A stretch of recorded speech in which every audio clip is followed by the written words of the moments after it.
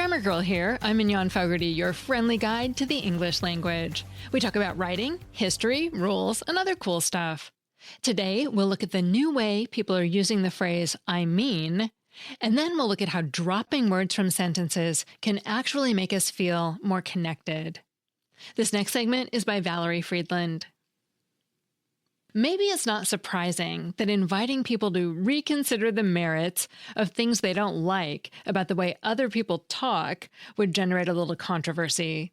After all, we are nothing if not wedded to our firm beliefs about linguistic correctness. Yet, as a linguist who studies the history and evolution of speech habits, even I was surprised by the number of people who get riled up by what appears to be a recent uptick in the use of the phrase I mean to start off sentences. I mean, one would think it was linguistic Armageddon given the irritation it provokes.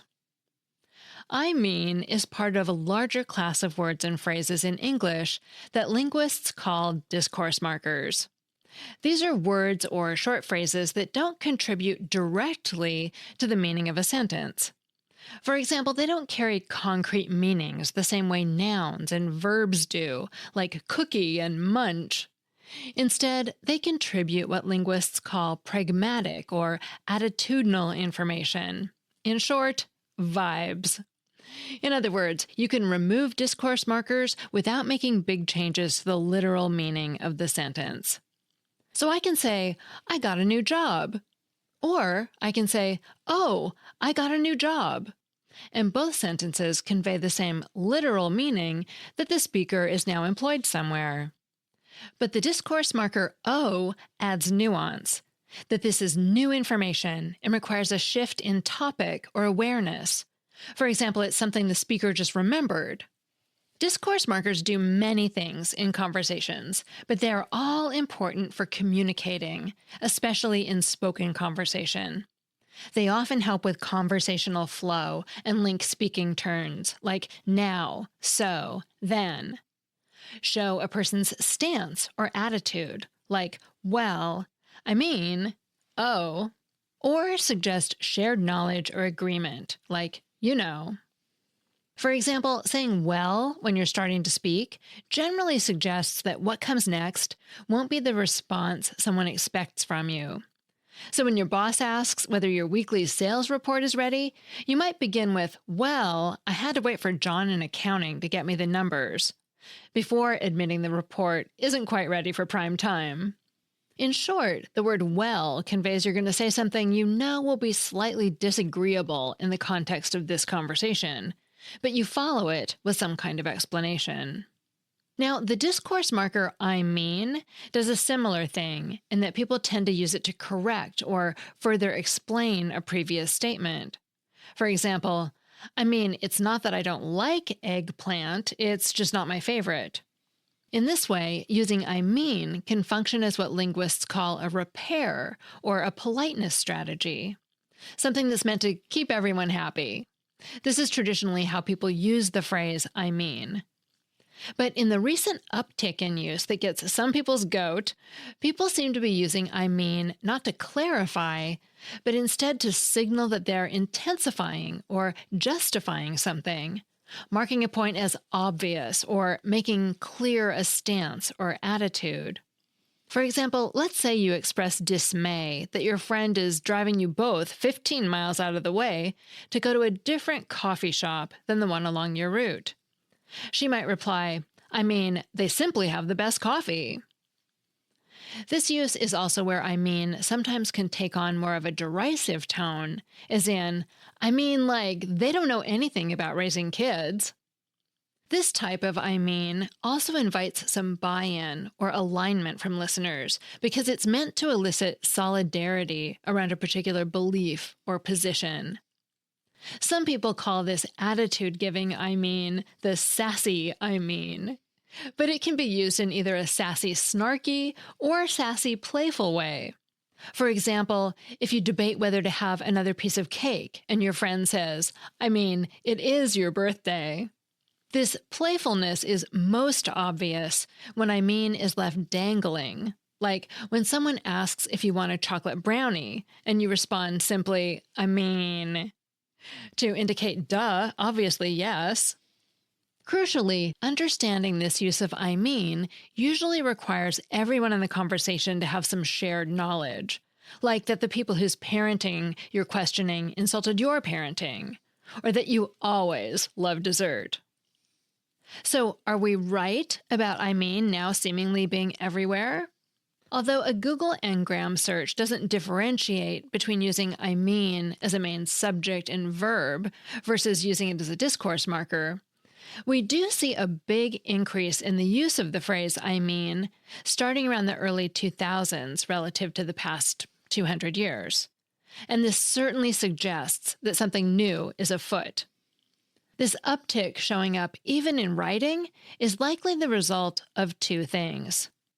First, a shift in the sense of I mean to include this newer attitudinal one. And second, the new to this century growth of social media, where catchy expressions spread like wildfire if they capture some cultural zeitgeist.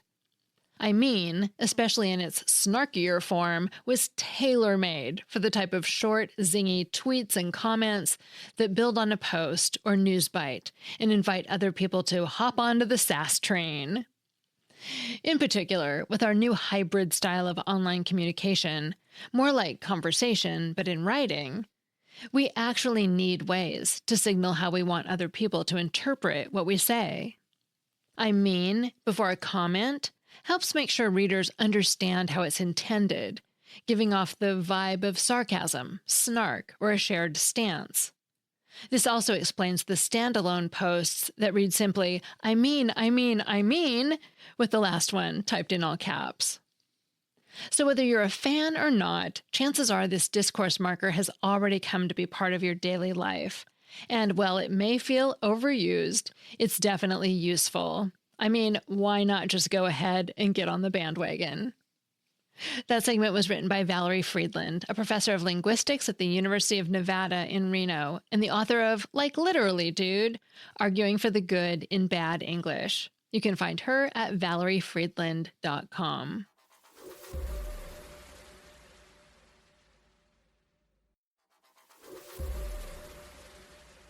Have you ever called out to your hungry family, ordered pizza, instead of I just ordered pizza?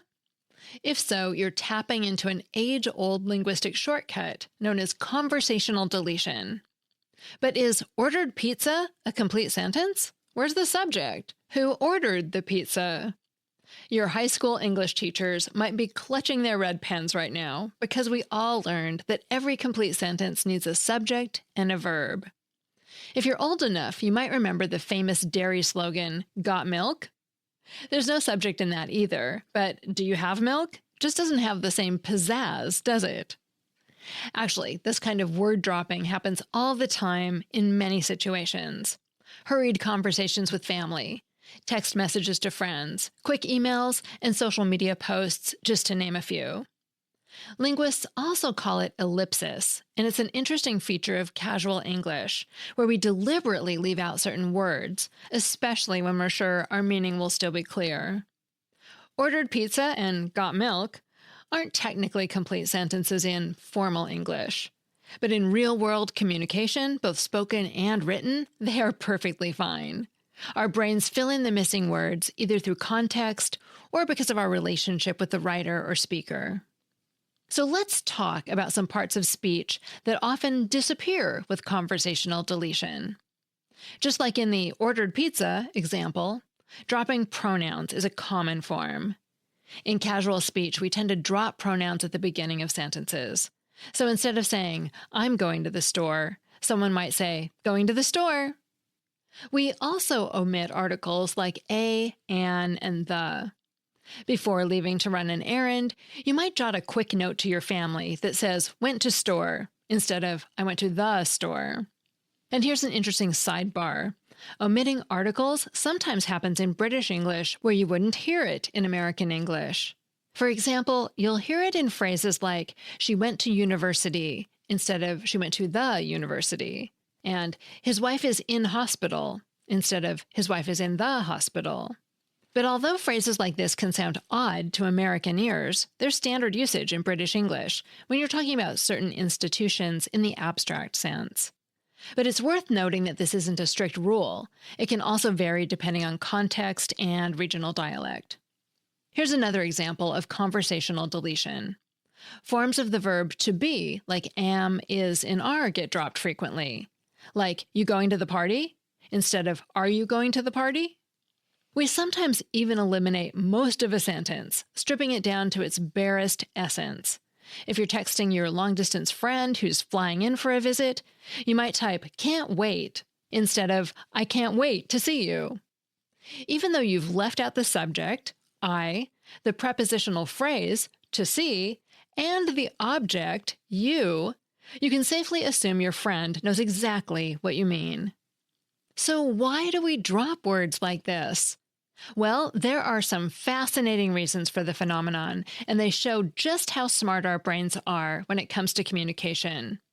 First of all, word dropping can be about creating closeness. Think about it. When do you feel comfortable enough to write, can't make it, feeling sick, instead of I can't make it because I'm feeling sick? Probably with close friends or family, right? When you write in this casual, stripped-down way, you're actually sending a subtle social signal that suggests you have a bond with the person on the receiving end. Think of it as creating intimacy through language. Think of conversational deletion as the linguistic version of your favorite sweatpants. You wouldn't wear them to an important event or meeting, but you're perfectly comfortable wearing them around your family, close friends, or maybe even strangers in the grocery store when you're having one of those days. But we also use conversational deletion as a sort of shorthand to save time, particularly when we're dashing off a quick or casual note. After all, it takes fewer thumb strokes when you're texting to type running late instead of I'm running late to our lunch date. And what's better than efficiency when you're already delayed? We've talked about conversational deletion as a sort of shorthand in things like texts, social media posts, or other types of brief notes. So you might think of it as a more modern phenomenon. After all, there were no character limits in Shakespeare's time. But actually, conversational deletion is almost as old as language itself. During the Anglo-Saxon period, around 1000 CE, bida eo was a common opening in letters. It translated to bid you instead of I bid you, dropping the subject. But our modern interpretation would be more like I ask you. And yep, even Shakespeare, who was a linguistic rebel anyway, used conversational deletion for dramatic effect. For example, he used I stand here for law instead of I stand here for the law in The Merchant of Venice. Omitting the article the makes Shylock's statement seem more emphatic. And he used think you so instead of do you think so in another example. That one comes from King Lear.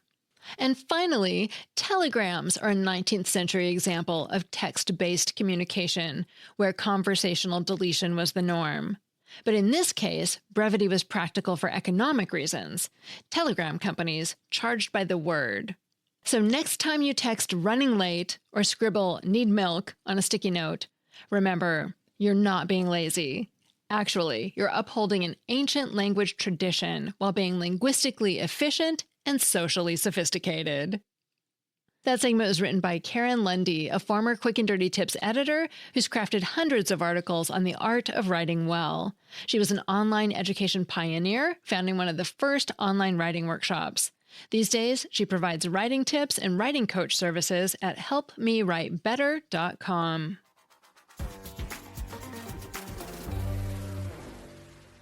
And finally today, I have a Familect story. Hello, Grammar Girl. This is Vincent from California. My Familect is cat-tracted. It dates back to when we adopted a cat from the shelter. She is a beautiful Siamese mix named Karina. The cat is adorable, but ornery, and isn't usually interested in cuddling with her humans. But that doesn't stop us from dropping everything we're doing just to stare at her. This human behavior gets in the way of chores and homework, so a portmanteau soon developed to describe what was going on. We said we were cat-attracted when we needed to verbalize that we were distracted by Karina's cuteness when she was bathing in a sunbeam. The cat-tracted formula proved fruitful in our household, and now you'll hear about my son being book-tracted if he's nose-deep in a good book, when he should be getting ready for school. And just last night, it came full circle when I accused the cat of being grass-tracted, when I caught her sneaking cat grass from the windowsill. Thank you for the podcast. Take care. This is so great, Vincent. Your family has created what linguists call a new productive ending, something you can use to make lots of new words. It's just like the gate suffix from Watergate, and how when we hear it, we know it's referring to some kind of scandal like Cookiegate, Confettigate, and so on. Good job. Thanks for sharing. If you want to share your Familect, a word or phrase your family uses based on some shared experience that nobody else would understand, you can do that in a voice chat on WhatsApp, or you can still call the voicemail line at 833-214-GIRL. And all those are in the show notes, which you can find in your podcast listening app. I want to hear your stories. Grammar Girl is a quick and dirty tips podcast. Thanks to Davina Tomlin and Nat Hoops in marketing, Brandon Getchus, director of podcasts, Dan Feyerabend in audio, Morgan Christensen in advertising, and Holly Hutchings in digital operations, who says she actually wants to see a bear when she's out hiking. Holly, we used to see them all the time when we were hiking close to neighborhoods in Tahoe, so head up there, but be careful. And I'm Mignon Fogarty, better known as Grammar Girl, and author of the tip-a-day book, The Grammar Daily, which, hint, hint, makes a great gift. That's all. Thanks for listening.